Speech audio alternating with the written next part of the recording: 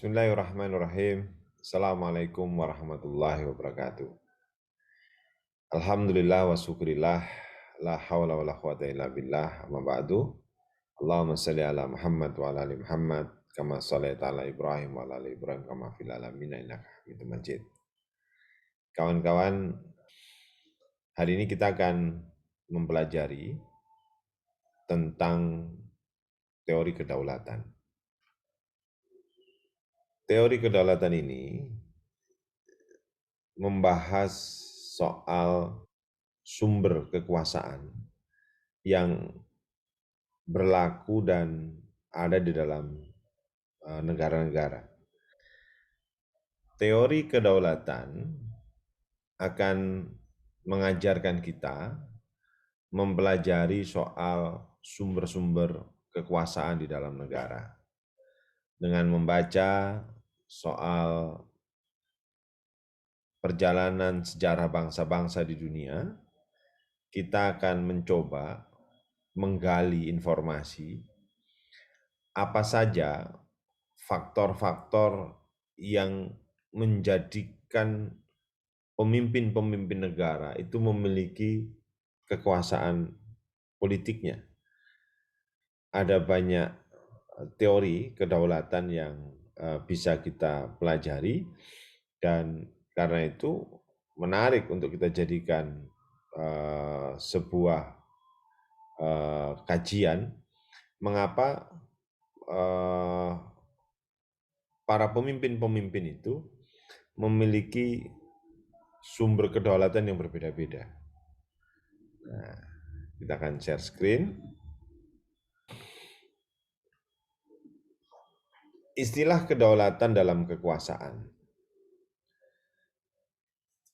Istilah kedaulatan merupakan terjemahan dari bahasa Inggris dan Jerman, sovereignty atau sovereignty, yang secara ekstrim menunjukkan kepada pengertian kekuasaan yang tertinggi.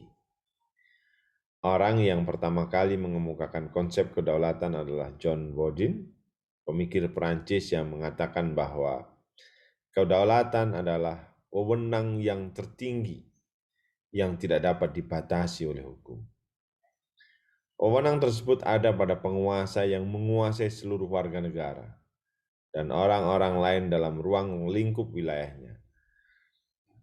Pemikiran Bodin ini kemudian berkembang seiring dengan perkembangan sejarah politik yang bergeser dari kekuatan sistem monarki, kerajaan, menjadi sistem demokrasi, kedaulatan rakyat, yang masih sangat dijunjung tinggi hingga penghujung milenium ketiga saat ini.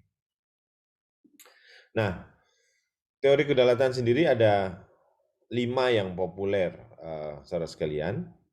Yang pertama, kalau kita membaca buku-buku teks tentang ilmu negara, ada teori kedaulatan Tuhan, ada teori kedaulatan raja, ada teori kedaulatan rakyat, ada teori kedaulatan negara, dan teori kedaulatan hukum.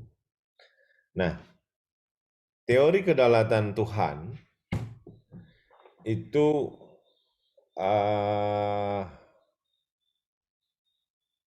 dalam teori ini kekuasaan tertinggi ada di tangan Tuhan. Oleh karena itu, seluruh perintah negara haruslah merupakan implementasi dari kedaulatan Tuhan. Seluruh gerak dari pemerintahan dan rakyat harus sesuai dengan kehendak Tuhan tersebut. Dalam lintasan sejarah disebutkan banyak penguasa zaman kuno yang mengaku dirinya sebagai Tuhan. Ada yang menyembahnya secara sadar dan sukarela, namun lebih banyak yang menyembah karena terpaksa atau dipaksa oleh aparat penguasa. Ada pula yang mengaku sebagai wakil atau titisan Tuhan agar kekuasaannya mempunyai legitimasi. Banyak juga penguasa yang merasa representasi sah dari Tuhan semesta alam. Kedua tipe dari teori kedaulatan Tuhan ini menghasilkan pemerintahan yang absolut, oleh sebab itu kemudian teori ini mulai ditinggalkan. Nah, saudara sekalian, teori kedaulatan itu mengajarkan kita bagaimana kekuasaan-kekuasaan di dalam pemerintahan negara itu didapatkan. teori kedaulatan mengajarkan bahwa para pemimpin-pemimpin negara itu memiliki kekuatan-kekuatan kekuasaannya yang digunakan untuk mencapai kekuasaan yang diinginkan, dan kalau kekuasaan itu sudah diinginkan, itu kemudian untuk mempertahankan kekuasaan yang dimiliki. Seperti teori kedaulatan Tuhan ini, kalau kita membaca sejarah, teori ini digunakan oleh para penguasa-penguasa masa lampau utamanya untuk melegitimasi kekuasaannya, bahwa keberadaan dirinya sebagai pemimpin negara, sebagai kepala pemerintahan, sebagai raja atau apapun yang istilah yang sedang berkembang pada masanya, itu memang kehendak Tuhan. Dan bahkan untuk bisa mewujudkan itu, dibuatlah skenario-skenario tertentu. Dibuatlah sebuah kondisi-kondisi tertentu untuk menguatkan teori kekuasaan yang dimiliki, agar kemudian kedaulatan kekuasaan yang dimilikinya itu kemudian bisa bertahan dengan baik. Nah, memang masing-masing punya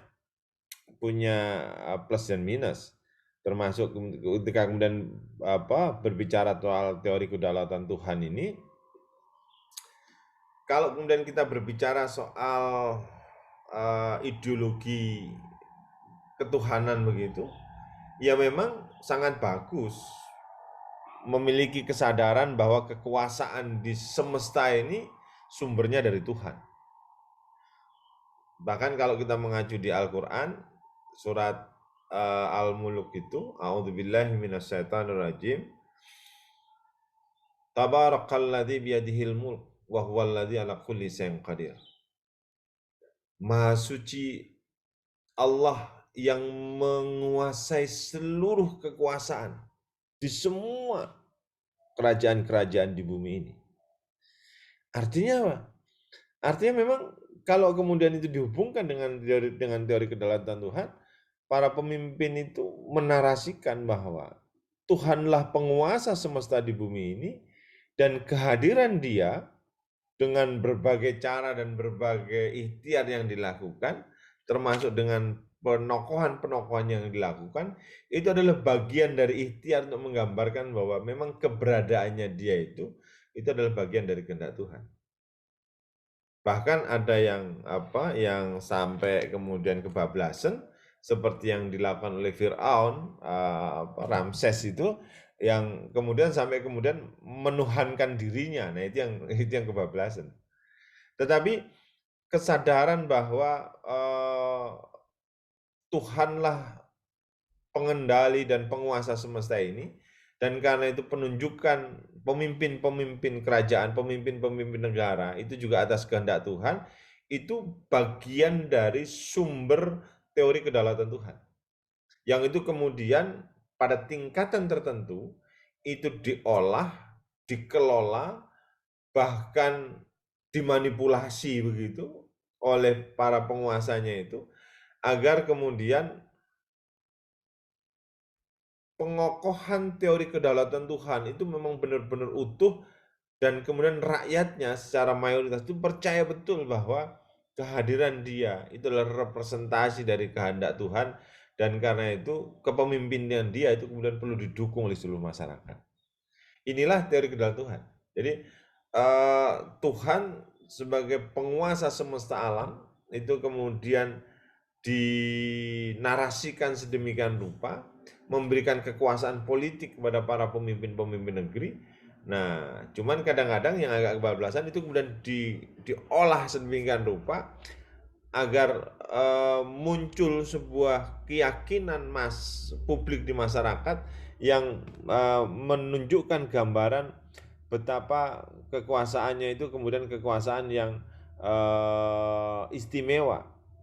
Dan biasanya karena pengaturan-pengaturan semacam itu bahkan kemudian dengan menggunakan kekuasaan, bahkan menggunakan kekerasan dan macam-macam, itu mengarahnya kemudian kekuasaan pemerintahnya menjadi kekuasaan pemerintahan yang absolut, yang pokoknya semau gue dan ya ini kata Tuhan. Nah itu kan kadang-kadang sampai dibuat begitu.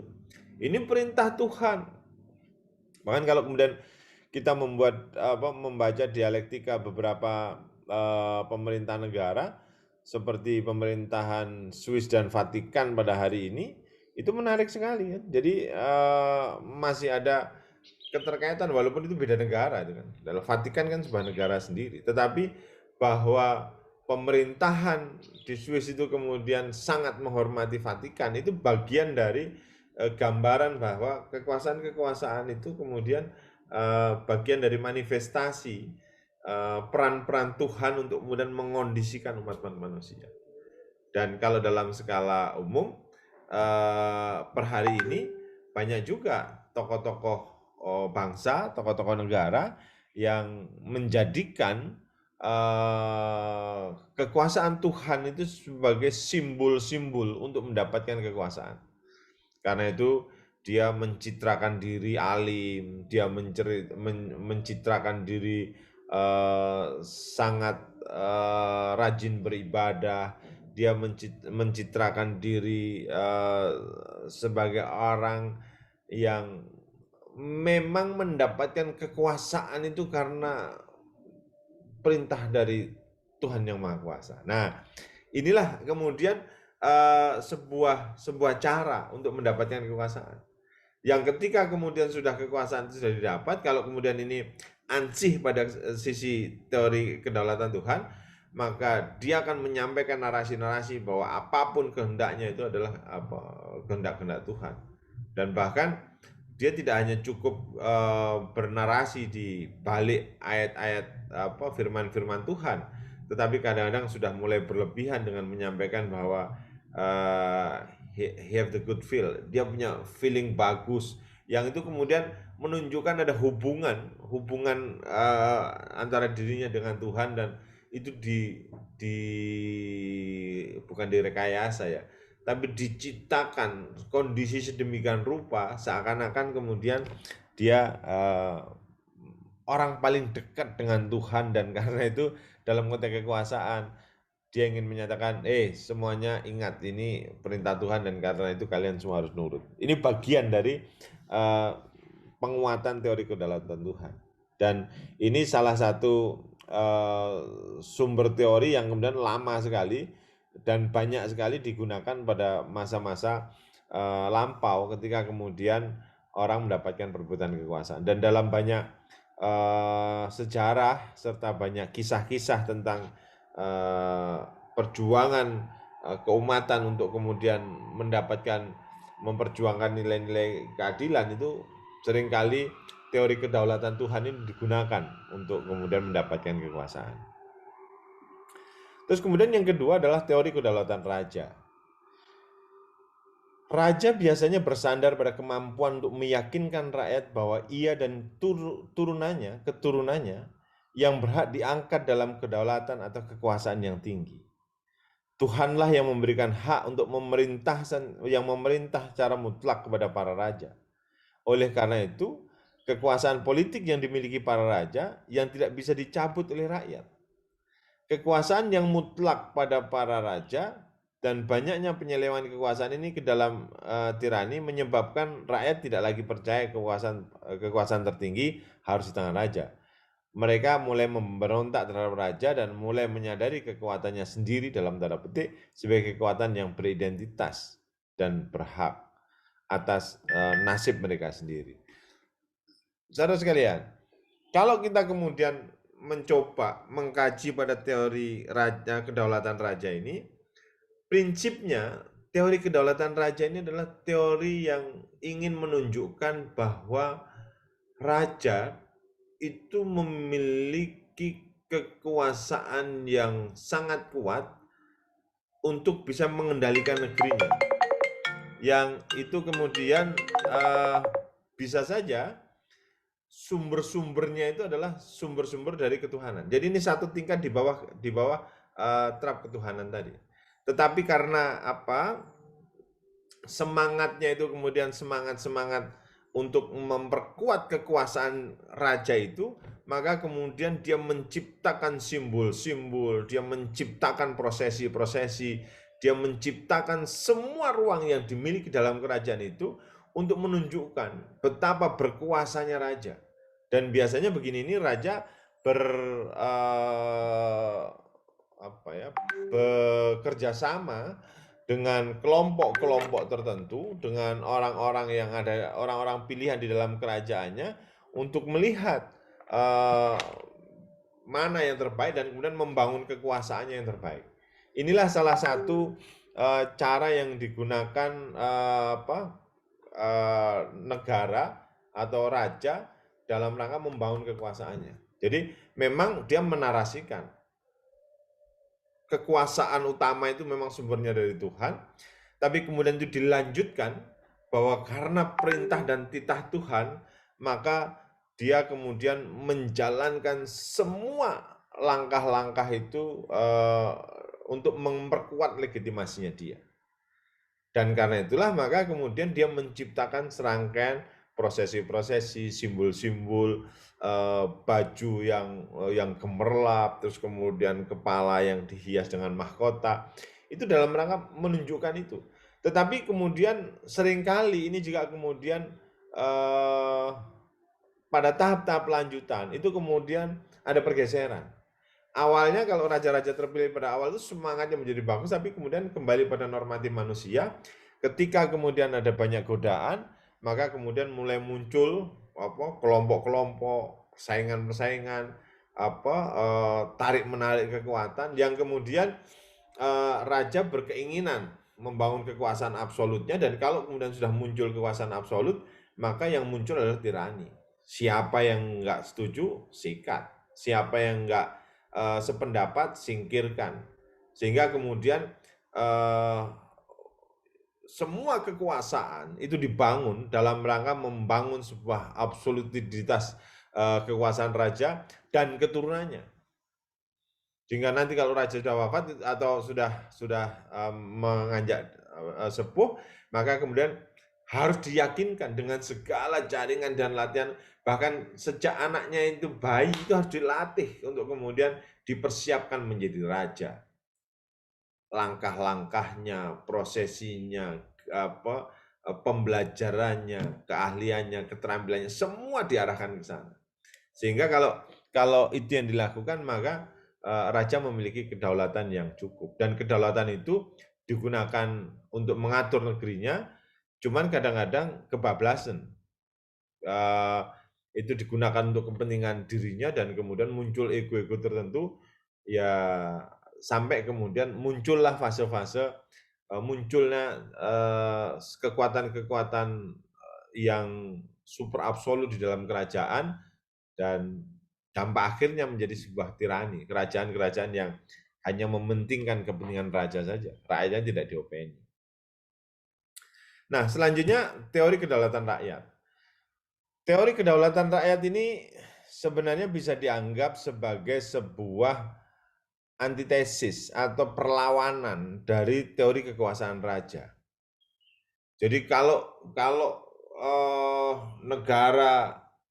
negara di dunia ini sebelumnya mendapatkan pembelajaran bahwa kekuasaan-kekuasaan itu diserahkan pada raja, dan raja membuat sedemikian cukup kisah bahwa kekuasaan dia itu didapatkan dengan sebuah kelayakan yang patut, tetapi ketika kemudian itu menimbulkan sebuah tirani yang menyusahkan rakyat, yang rakyat tidak mendapatkan keuntungan, maka perlahan-lahan tetapi pasti rakyat melakukan pemberontakan.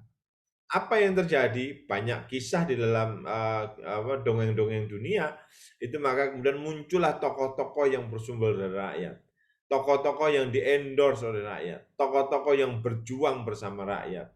Dan tokoh-tokoh yang berjuang bersama rakyat ini biasanya berkomitmen untuk kemudian bersama-sama menjaga kedaulatan rakyat.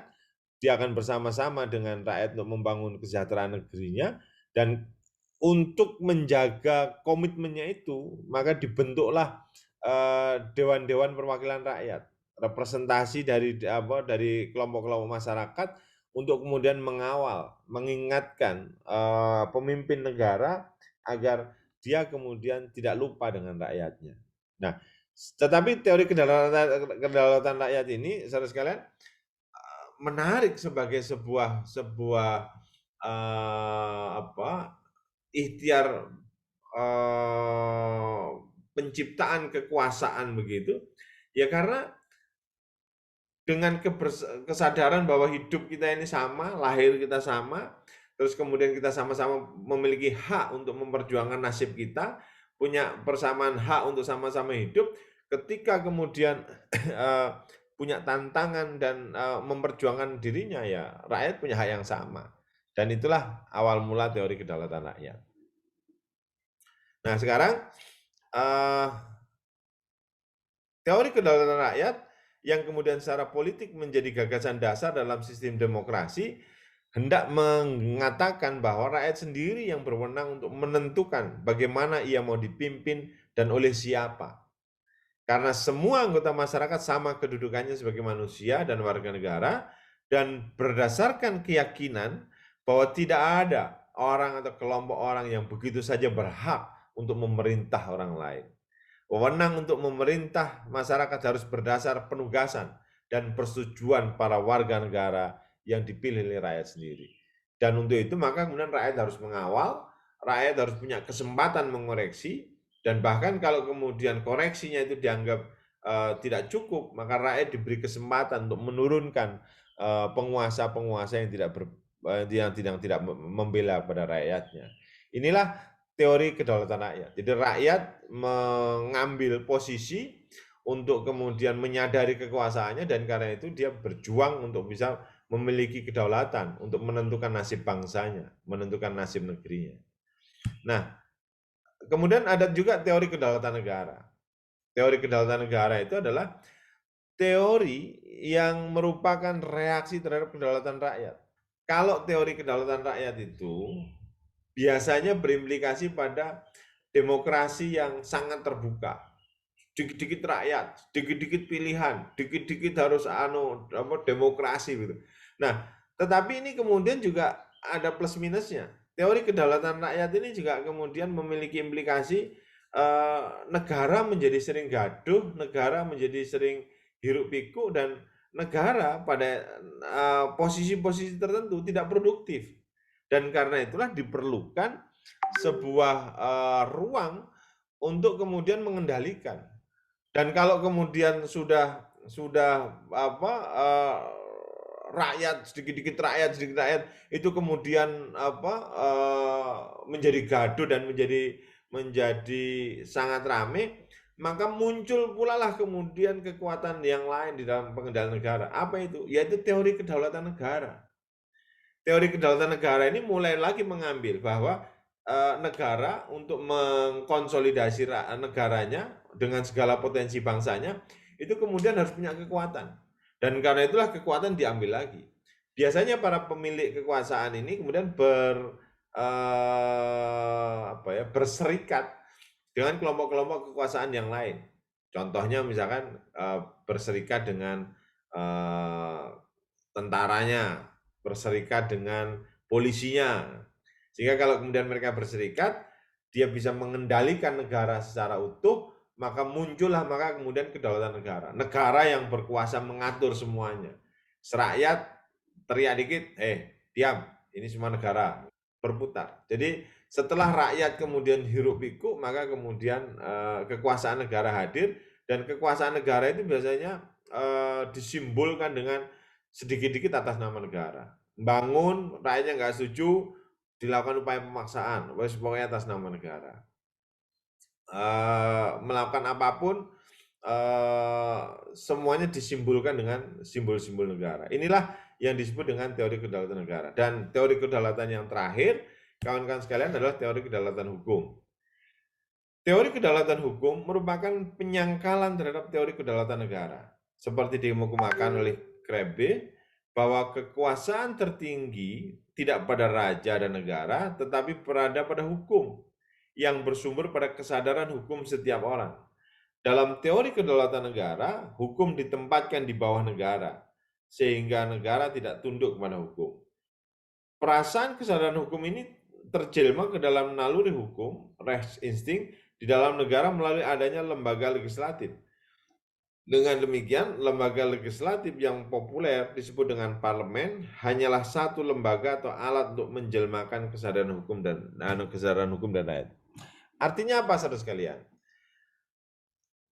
Dari kedaulatan negara yang merupakan pergeseran dari kedaulatan rakyat pun, itu kalau kemudian tidak terkontrol, negara menjadi sangat berkuasa, juga menimbulkan gesekan-gesekan yang luar biasa. Maka dari gesekan-gesekan itulah muncul, maka kemudian ada semangat kesetaraan agar kita equal sama di mata hukum dan macam-macam. Maka kemudian muncullah kedaulatan hukum.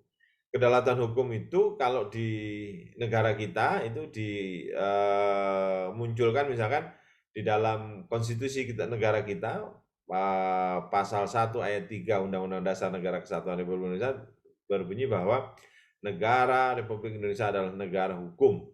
Artinya semua langkah kebijakan, program, dan hal-hal yang berlaku di negara itu harus berdasarkan hukum yang berlaku.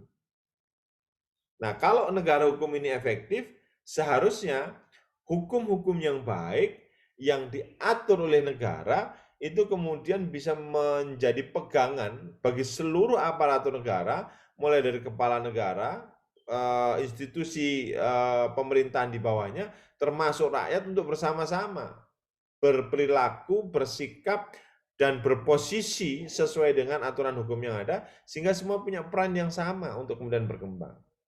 Cuman catatan terakhir juga bahwa terkait dengan kedaulatan hukum ini kan juga kemudian tergantung pada hukumnya. Hukum itu tergantung pada siapa? Pada para pembuatnya. Para pembuat hukum itu yang kemudian punya istilah politik hukum itu kadang-kadang punya kehendak untuk mengatur agar kemudian hukum berpihak sesuai dengan kepentingan penguasa. Ada istilah hukum itu seperti pisau yang hanya tajam ke bawah tapi tumbul ke atas. Nah, kalau situasi ini kemudian juga tidak terjaga, maka memungkinkan untuk ada pergeseran-pergeseran kedaulatan pemerintahan yang lain. Nah, prinsipnya apa? Sebagai penutup, saudara sekalian, saya ingin menyampaikan bahwa dalam sebuah kekuasaan negara itu memang selalu ada sumber-sumber kedaulatan yang menjadi sumber kekuasaan atas lahirnya kepemimpinan sebuah negara itu. Memang bisa saja sumber-sumber kedaulatan kekuasaan negara itu kemudian tidak sama. Bahkan dari satu periode ke periode yang lain juga tidak sama. Dari satu wilayah juga ke wilayah lain atau negara lain juga tidak sama. Bergantung kepada bagaimana situasi negara itu. Tetapi yang sangat mungkin kemudian terjadi bersamaan dengan proses kehidupan yang terjadi, sangat mungkin terjadinya pergeseran satu sumber kedaulatan ke sumber kedaulatan yang lain.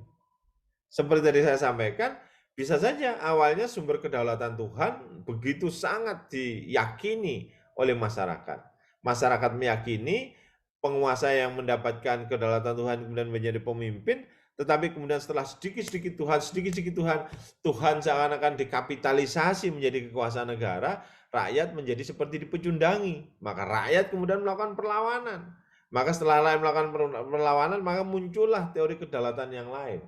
Ada teori kedaulatan raja. Raja pun kalau kemudian terlalu adigang adiguno, dia terlalu memikirkan kekuasaan dirinya dan klan-klannya, dia lupa dengan rakyat, maka muncul kekuasaan-kekuasaan anarkis yang kemudian sangat merugikan rakyat.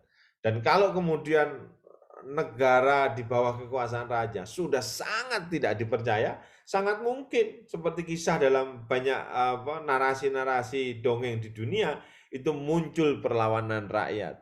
Dan ketika muncul perlawanan rakyat, itulah muncul kedaulatan rakyat yang kemudian menjadi. Apa artinya kedaulatan rakyat? Kedaulatan rakyat itu adalah sumber kekuasaan pemerintahan, itu bersumber dari rakyat. Dijalankan oleh rakyat untuk kepentingan rakyat. Dalam konteks ini, rakyat memiliki peran. dan rakyat mengatur dirinya agar memiliki ruang untuk bisa mengevaluasi pemimpin-pemimpin bangsanya. Dia ingin meyakinkan bahwa proses pengaturan pemerintahan yang ada itu benar-benar memikirkan rakyat, tidak meninggalkan rakyat, dan kalau kemudian dia anarkis terhadap rakyat, maka rakyat diyakinkan untuk kemudian mengambil peran untuk bisa melakukan penggulingan negara. Itu teori kedaulatan rakyat. Tetapi teori kedaulatan rakyat juga jangan lupa, ini juga punya kelemahan. Sedikit-sedikit kedaulatan rakyat, sedikit-sedikit kedaulatan rakyat, ada kegaduhan. Apa kemudian dampaknya? Kalau kemudian sudah gaduh dan macam-macam, banyak juga yang kemudian jenggah. Nah, kalau jenggah memunculkan potensi munculnya kekuasaan-kekuasaan negara dari beberapa orang yang berkolaborasi. Contohnya misalkan ada kekuatan politik tertentu berkolaborasi dengan polisi, dengan tentara untuk memperkuat kekuatan negara, maka muncullah kedaulatan negara. Kalau kedaulatan negara yang muncul, ya titik-titik negara, sedikit-sedikit negara, sedikit-sedikit negara. Apa jadinya? Rakyat kembali kemudian menjadi terkekang. Dan ini kemudian juga sangat merugikan rakyat. Nah, maka kemudian ada alternatif juga, teori kedaulatan hukum. Teori kedaulatan hukum itu semua proses kenegaraan diatur oleh hukum. Tetapi ini juga punya kelemahan. Apa kelemahannya? Hukum itu apapun kan juga ada yang buat.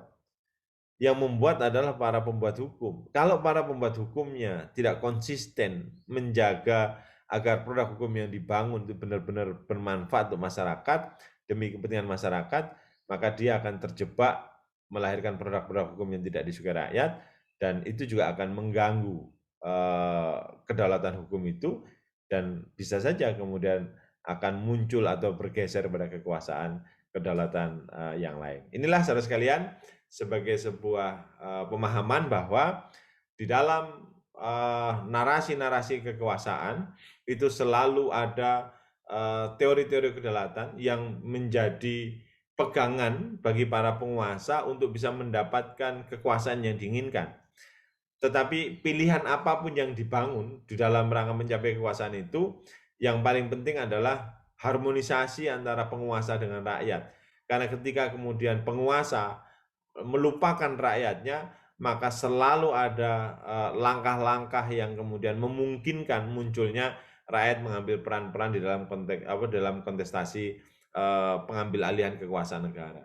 Tadi seperti saya ceritakan, bisa saja dari kedaulatan Tuhan bergeser menjadi kedaulatan raja, dari kedaulatan raja bergeser menjadi kedaulatan rakyat, dari kedaulatan rakyat bergeser lagi menjadi kedaulatan negara, dari kedaulatan negara bergeser pada hukum, dan dari kedaulatan hukum juga sangat mungkin juga bergeser kepada yang lain ketika kemudian semuanya tidak dijalankan dengan baik. Karena itulah penting kita sebagai mahasiswa yang belajar soal ilmu negara menjaga proses kebangsaan kita agar tidak tercederai dan kemudian tidak sedikit-sedikit ganti. Karena kalau itu yang terjadi melelahkan. Saya kira itu. Terima kasih sudah mendengarkan mata kuliah ini. Tetap jaga kesehatan. Fastabiqul khairat wabillahi taufiq wal hidayah. Assalamualaikum warahmatullahi wabarakatuh.